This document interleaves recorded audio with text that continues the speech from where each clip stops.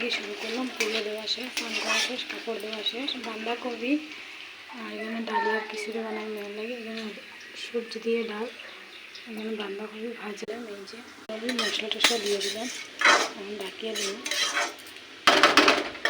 বসাই দিলাম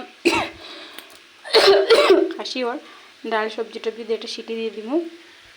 বাঁধাকপি হয়ে গেছে, আমার মেয়েও উঠছে, আমি উঠাইছি, মেয়েরও উঠতে সম্বাস দিলাম হিং টিং দিয়ে। এই যে সম্বাস দিয়ে দিলাম,